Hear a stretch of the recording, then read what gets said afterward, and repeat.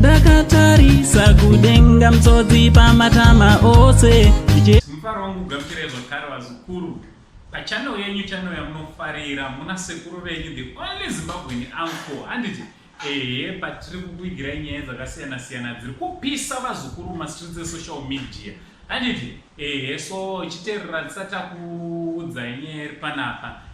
Kana unga usati wasubscribe padhis channel, ndinokuencourage muzukuru kuti hapana chekudi, hapana chekumirira. Subscribe because panapa ndo pachannel penyu, channel yazviri kuitika, channel ine nyaya dzese. Handiti subscribe, turn on notification bell kuti pega pega patino upload a video you will be notified.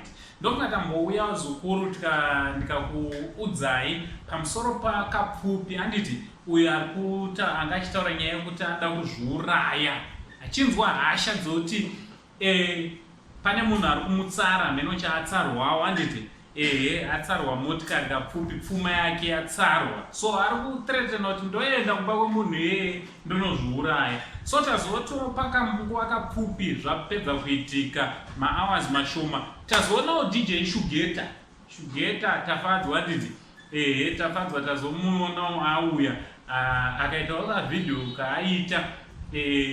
Kavidhio kachona vazukuru haana zvaataura, mukomana zvaangoita chete ari kungochema. Mukomana zvaari kuita pavidhio roro ari kungochema.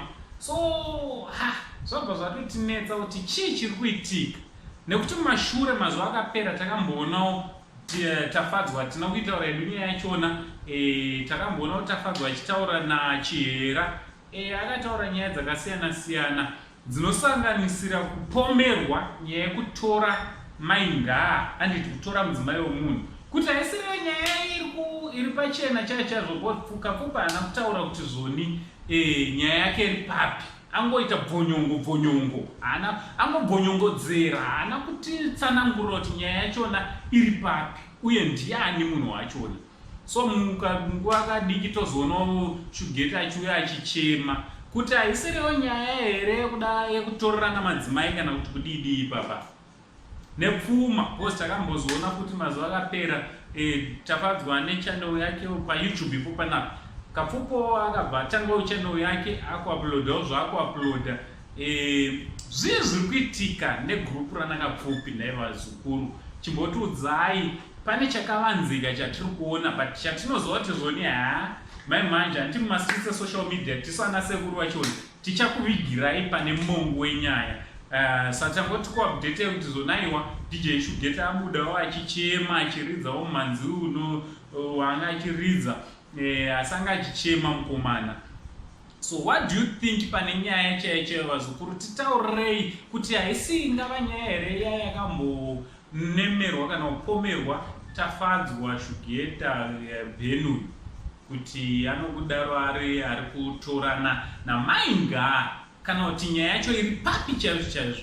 Ngataura nei mumacomments. Asi pakaita zvinenge zvaitika chero nguvai, isi tinobva tatora nyaya yacho touya toitira kuti musasarira vazukuru vangu. Handiti panyaya dzachona naUncle Sandy, the only Zimbabwean uncle. Ndinobva ndati much love.